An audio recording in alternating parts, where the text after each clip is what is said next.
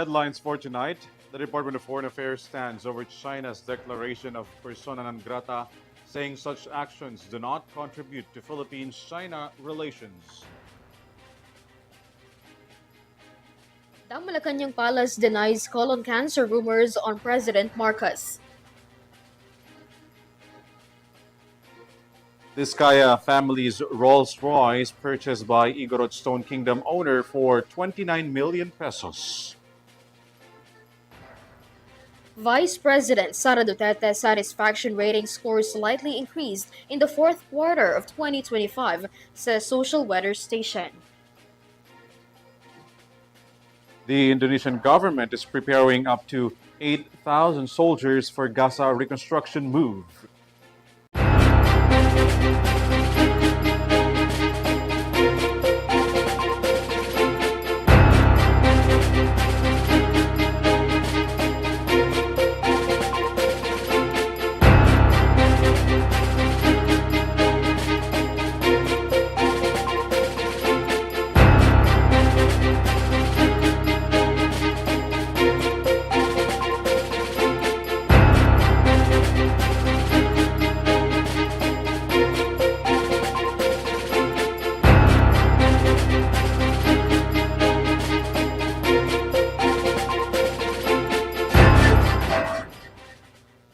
Good evening, bringing you the latest news for tonight. I am ALVIN PELOBELLO. And I am KRIZZA Lopez. This is your TV News Thread. The details on our broadcast. The Department of Foreign Affairs has issued a statement after China declared several municipal officials of Kalayaan, Palawan persona non grata.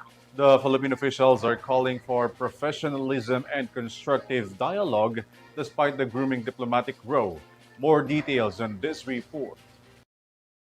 The Philippine Department of Foreign Affairs on Wednesday released a statement over China's declaration of persona non grata to several municipal officials of Kalayaan, Palawan.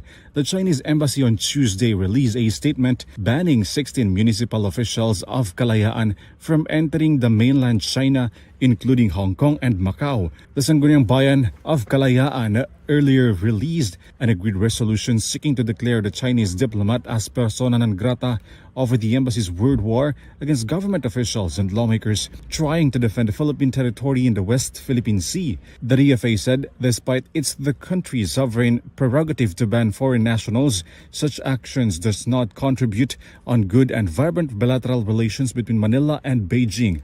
DFA spokesperson for Maritime Affairs and Deputy Assistant Secretary Rogelio Villanueva Jr. urged Beijing's embassy to become more constructive in delivering statements related to the diplomatic relations between the two countries. The DFA urges that such responses be made in a calm and professional manner, conscious of the mutual respect that must prevail in all diplomatic interactions. As such, we urge the Chinese embassy to be constructive in its statements towards a healthy dialogue despite major differences with a view to advance the overall bilateral relationship. The DFA also assured that despite the difference between Beijing and Manila, there is still a need to maintain communication and should uphold professionalism. While differences remain, it is important that mechanisms for engagement continue to function and that space is preserved for calm, steady diplomacy. Interior and Local Government Secretary John Vic Rimulya expressed support for the municipal officials of Kalayaan after being declared as persona non grata by Beijing. Rimulya insists that the Kalayaan Island Group is part of the Philippines' territorial waters, but Malacanang says, kung ano man po ang naging desisyon at polisiya ng China ay hindi naman po natin to saklaw. Katulad din po ng hindi nila dapat masaklawan kung ano po ang nagiging desisyon ng administrasyon na ito. The embassy on Tuesday said they are willing to hold dialogues with the Philippine government, but Chinese ambassador to the Philippines, Jing Quan, said the DFA should find ways to maintain the differences, but the diplomat insists that they won't push back against what he called false narrative and misinformation over the territorial dispute. So nobody want to resort to force. Nobody want to fight with each other. Someone, it seems that they want to spread false narratives, smear China, and stoke confrontation. It is the mission of our embassy to firmly, loudly, clearly say no to those people. This is ALVIN PELOBELLO for Eurotv News. Meanwhile, the palace slammed fake news spreading online claiming that the president is suffering from colon cancer and carrying a colostomy bag. The information originated from former presidential spokesperson Harry Roque. Mia Layagin tells us more. Following the confirmed diverticulitis diagnosis on President Ferdinand Marcos Jr., certain rumors and claims about his health also became more rampant. On Marcos's end, the Malacanang Palace have repeatedly clarified that the diagnosis is not life-threatening and that the president have already recovered. This is the reason why Malacanang was quick to respond with rumors on Marcos's health, particularly claims of a colon cancer diagnosis. In a press briefing, Palace Press Officer and Undersecretary Attorney Claire Castro condemned the circulation of these rumors, calling them as fake news. The statement comes after former presidential spokesperson Harry Roque's claims that Marcos may have been using a colostomy bag. Roque cited photos in an event showing what seems to be a bump on the president's abdomen. A colostomy bag is most common among patients that had just underwent a colon-related surgery. Castro clarified that upon review, the same videos used for these claims have also shown that there were no such thing similar of colostomy bag while Marcos was waving at the people. Nakita naman po natin ang video, yung kabuuan kung saan itinaas pa po mismo ng Pangulo ang kanyang mga kamay habang siya'y kumakaway sa ating mga kababayan at kitang-kita po na ang sinasabing larawan o ipinakitang larawan ni Harry Roque ay pawang kasinungalingan lamang. She called Roque a fake news peddler and expressed no desire into believing any news from him. Kung manggagaling lamang po din kay Harry Roque na isang masasabi na nating isang fake news peddler, huwag na po tayo maniwala at nakikiusap po tayo. Huwag na po natin dalhin sa anumang usapan ang mga fake news peddlers katulad nila. She likewise urged the public to avoid believing these kinds of rumors which not only taints the image and name of the president but affects as well the economy and stability of the Philippines. This is Mia Layagin for Eurotv News. The government is ramping up efforts to address the classroom shortage as responsible agencies inked an agreement with local government units assigning them the task of supervising classroom constructions. Vanessa Cleophas has more. With the aim of addressing the shortage of classrooms and improving the quality of education for students, a Memorandum of Agreement or MOA was signed by provincial governors from Luzon, Visayas, and Mindanao, including BARM, in partnership with the Department of Education or DepEd to accelerate the construction of additional classrooms in their respective areas. Under the MOA, local government units or LGUs will oversee the supervision, rehabilitation, procurement, and day-to-day monitoring of contractors implementing the projects, as well as conduct on-the-ground inspections. DepEd, on the other hand, will release the funds directly to local governments. The department will also identify the schools that require construction, provide standard design, and ensure that the allocated budget will not be compromised. The funds will be downloaded directly from DepEd to LGUs and will no longer pass through the national government.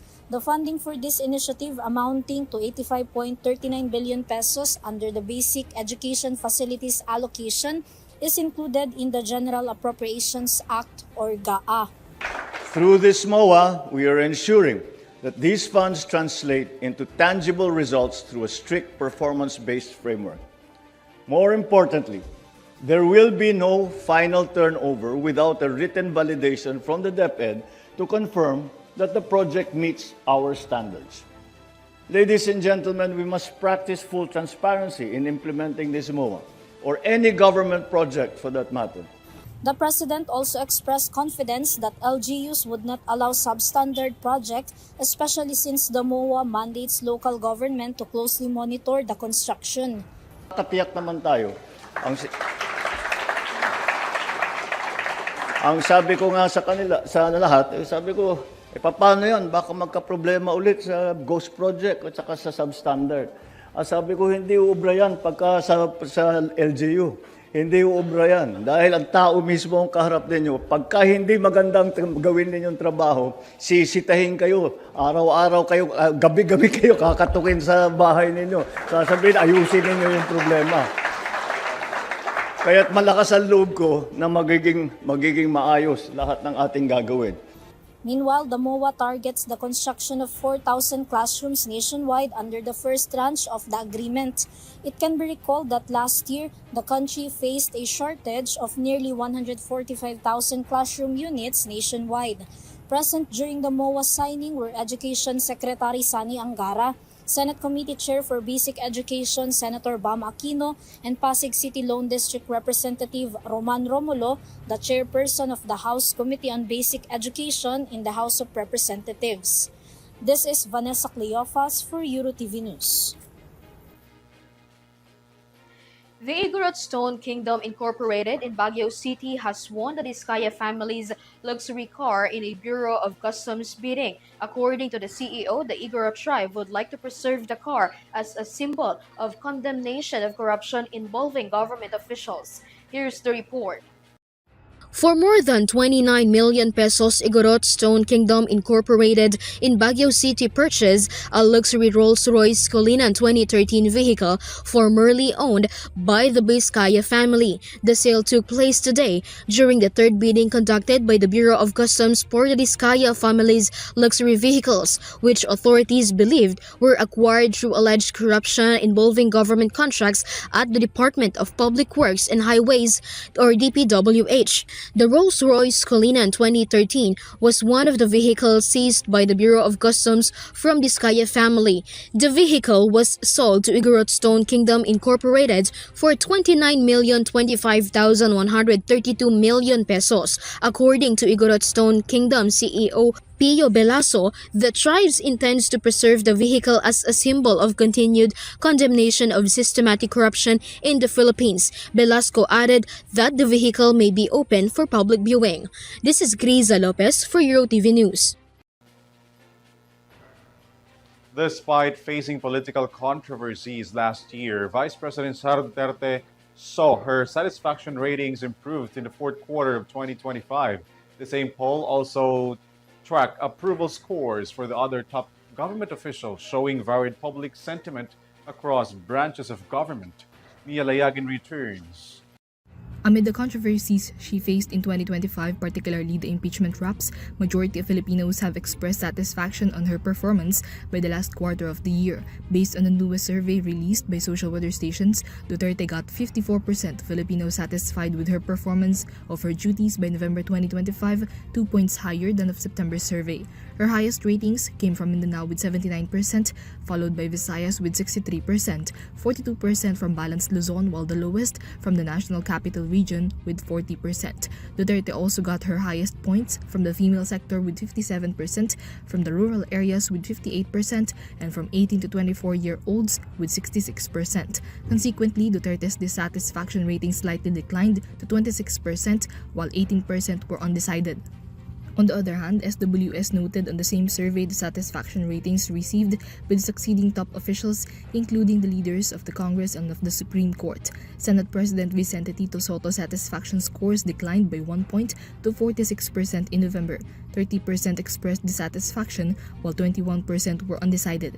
House Speaker Faustino Boji dissatisfaction scores meanwhile increased to 33% by the last quarter of the year. 28% were dissatisfied and 32% were undecided. Meanwhile, more Filipinos, placed at 36%, were satisfied with Chief Justice Alexander Gismundo's performance. Consequently, 27% were dissatisfied, while 28% were undecided. The survey was conducted from November 24 to 30, 2025 through face-to-face interviews with 1,200 Filipino adults nationwide. This is Mia Layagin for Eurotv News. The Philippine Military Academy, or PMA, has asserted that maltreatment has no place inside the academe, implementing zero tolerance to abuse and stricter control on cadets' barracks. More from this report. Amid the incidents of hazing in academies and various organizations, a military general asserted that there is no place for maltreatment inside the Philippine Military Academy, or PMA. Philippine Army Commandant of Cadets Brigadier General Nelson Alwad emphasized 3 principles concerning the Philippine Army. First is the military's continued commitment to upholding human rights. He stressed that hazing has absolutely no place inside the academy. We maintain sa PMA, we maintain a zero tolerance policy on maltreatment and hazing. He maintained that hazing and abuse during training are not legitimate methods of instilling discipline among soldiers. This follows the death of Cadet 4th Class Darwin Dormitorio in September 2019 at the PMA Station Hospital in Baguio City. Since then, PMA has intensified its monitoring of cadets by implementing stricter control measures inside the barracks. The barrack segregation scheme, wherein yung bagong pasok na kadete ay sinisegregate so that yung pagtitrain sa kanila is not fully hinahandle ito ng kadete. These are handled by responsible, trained, tactical officers. So again, ang pinaka-framework supposedly natin dyan is always, ang ipupurso natin is protection of human dignity. And of course, always sa organization na professional at that, ang well-being ng bawat isa ang dapat pinopromote natin. The official reiterated that building camaraderie is essential to strengthening unity, especially during times of crisis in the Philippines. He added that there are other ways to measure the depth of brotherhood and violence should never be an option. In some initiation rites of brotherhood organizations, hazing still occurs, despite being strictly prohibited and condemned under the anti-hazing law. According to the investment model of commitment, people tend to place higher value on things they work hard to achieve. Applied in the context of joining brotherhood organizations, members may appear more meaningful if it involves hardship. In the end, the PMA leadership's position remains clear. True discipline and unity are built on respect and compassion, not violence. This is KRIZZA Lopez for Eurotv News. The Department of Transportation is investigating possible overloading and safety violations of the sunken of MV Trisha Christine 3 in Basilan, which has left dozens dead and several others still missing. Transportation official says administrative and possible criminal charges are now being prepared against the shipping company and other parties found negligent. Henry Nicolas with the report. The Department of Transportation is looking into overloading and overcapacity as the primary causes of the sink of MV Trisha Christine 3 in Basilan on January 26, 2026. According to Transportation Secretary Banoy Lopez, he has already ordered the Maritime Industry Authority and the Philippine Coast Guard to conduct a thorough investigation. He also ordered the filing of administrative cases which may escalate criminal charges against Allison Shipping Lines, the owner of the sunken ferry, as well as the other government agencies found to have been negligent.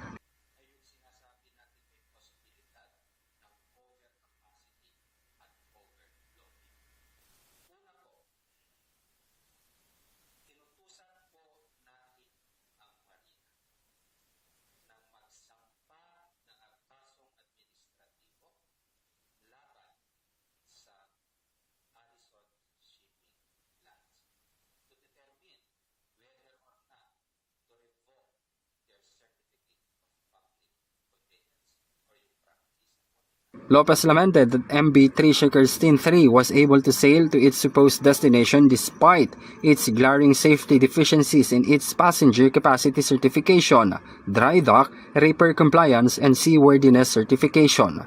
Among the issues include the non-utilization of the weighbridge at the Global Port Zamboanga Terminal Incorporated by rolling cargos and private vehicles, and inconsistencies on the number of the people in the passenger manifest as against the actual number of passengers on the board.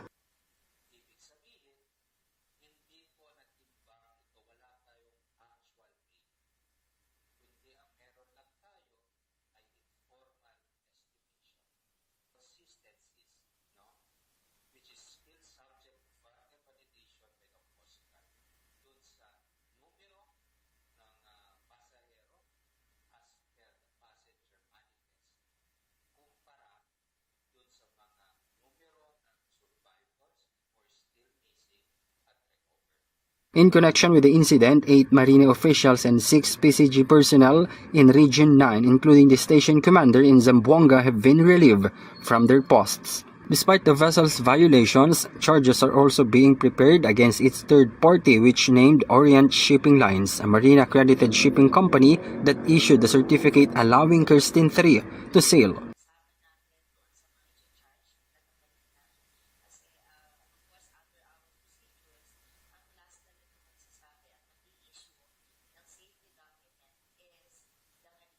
PCG reports the previous count of 316 survivors has been adjusted to 293, while the death toll has risen to 52 as search and rescue and retrieval operations continues.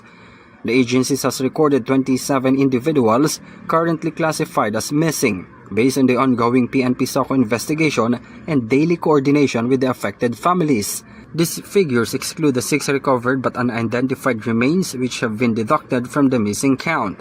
Total of passengers and crew on board Kirstin 3 is 372, comprising 293 confirmed survivors, 52 fatalities, and 27 who remain missing.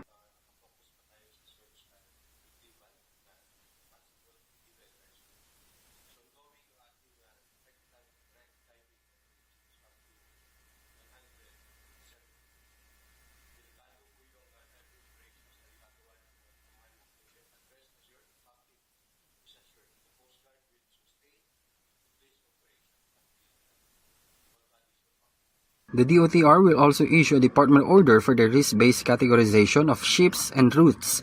This is part of the agency's corrective measures to ensure strict compliance with passengers and vessel safety to prevent a repeat of the tragedy. This is Henry Nicolas for Eurotv News.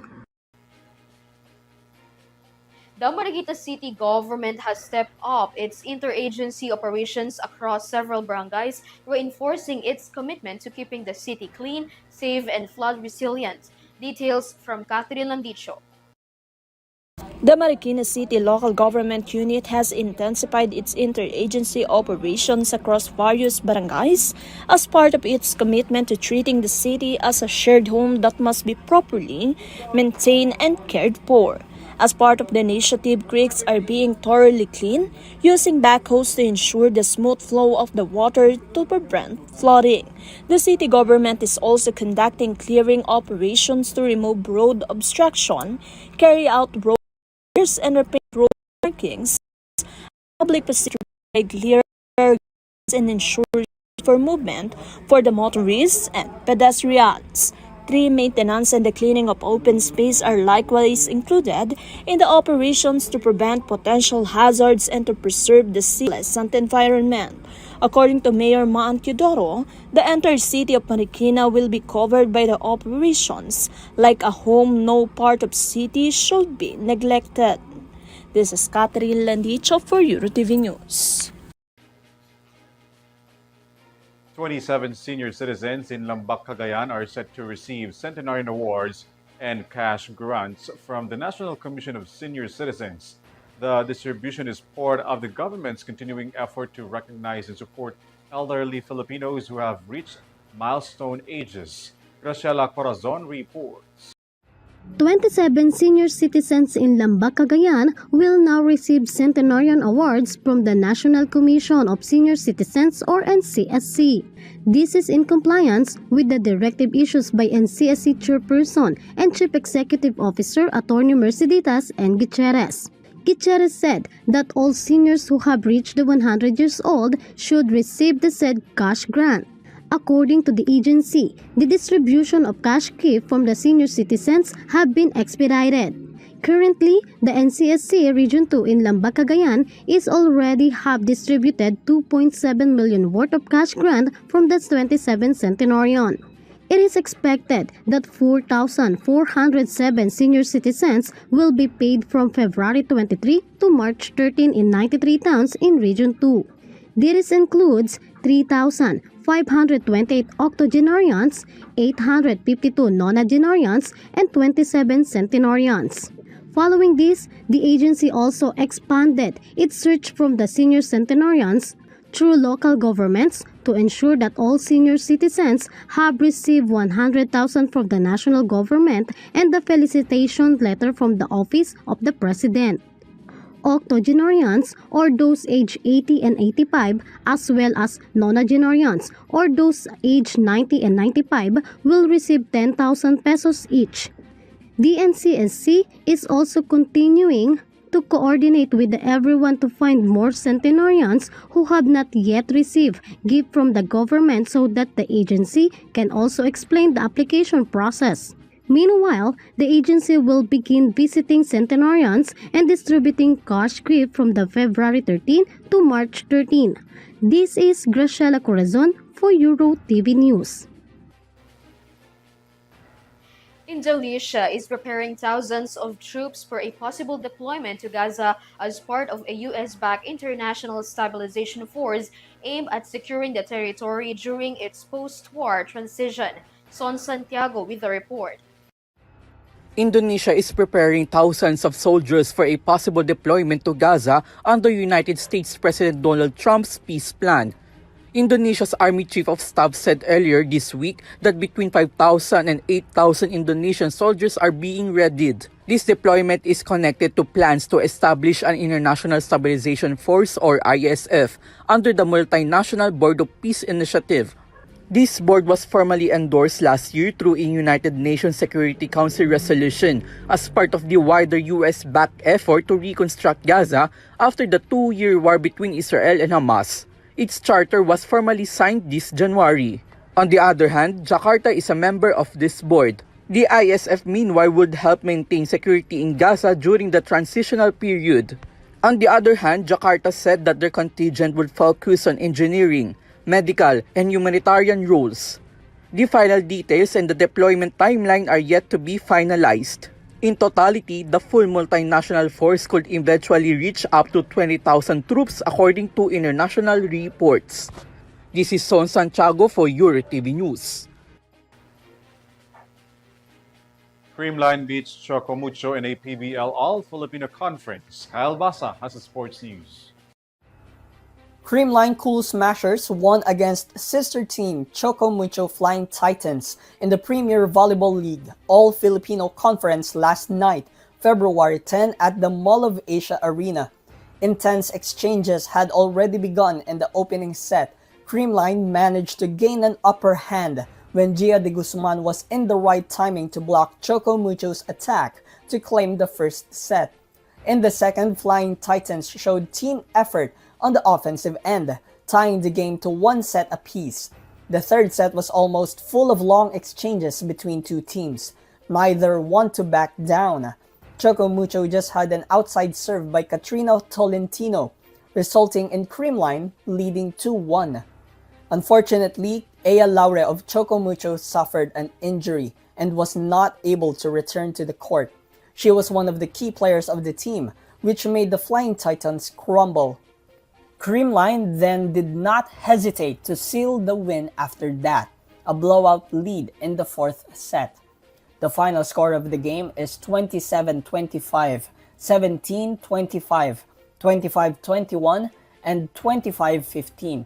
Creamline now has a 1-1 record while Chocomucho is 1-2 in the All-Filipino Conference of PVL. This is Kyle Basa reporting for Eurotv News. Internet personality and former Sex Bomb member IZ Trazona Aragon is facing social media backlash following claims made by her child, Sofia, about their relationship. Sam Martos has more. After the name of internet personality and former Sex Bomb members IZ Trazona Aragon made a splash again following her surprise appearance at the Get Out concert for her former group mate. She is now being criticized for allegedly rejecting her eldest child, Andre Trazona, who is now better known as Sophia. The issue is started when Sophia posted on her ex account saying that she is no longer sees her mother. She also expressed that she is afraid of IZ's reaction when she sees her as a trans woman. Because of this, IZ received a various negative comment on social media. In response, the Sex Bomb girl shared a screenshot of their recent conversation as proof that she still maintains a good relationship with her child. In her caption, she added that she doesn't want to make things public, but many people have allegedly commented without knowing the real situation behind this matter. Meanwhile, Sophia made another post clarifying that her previous post could be misinterpreted. She explained that it doesn't mean that they no longer see each other and that she is not trying to reach out to her mother at the moment. Sophia also announced that she is scheduled for surgery this month. This is a Martos for Eurotv Showbiz News. And that's latest news for tonight. You may visit utvph.com for more news and information. Once again, I am KRIZZA Lopez. You may also catch our live broadcast through our social media accounts at Viapan Extreme channel. I'm ALVIN PELOBELLO. Thanks for joining us. This is Eurotv News Thread. Stay safe and have a good night, everyone.